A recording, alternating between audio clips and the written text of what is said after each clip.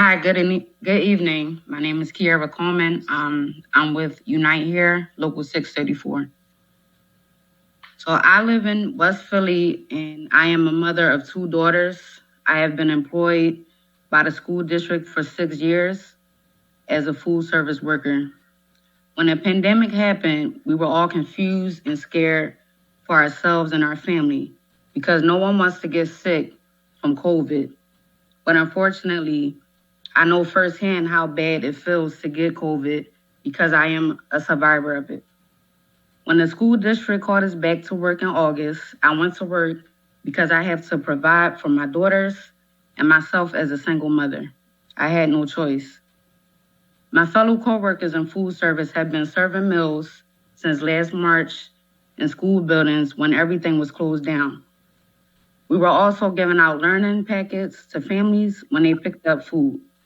We want schools to be safe, and our union has been an advocate for safe schools. We again have been in these buildings doing our job because we know that we don't have a real role in virtual learning.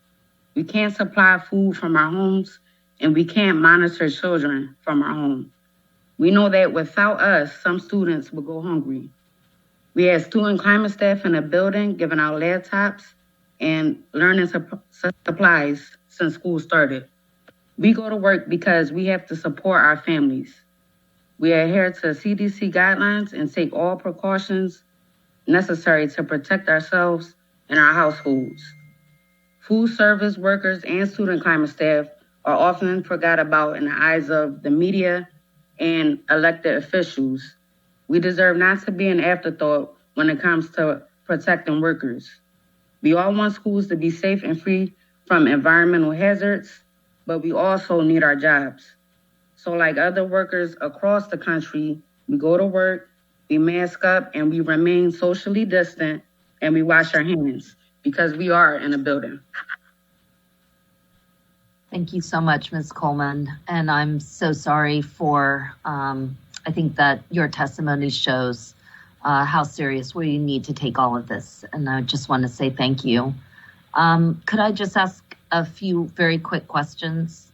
Yes, ma'am. Did you receive, did your contract cover the sick leave that was required when you contracted COVID?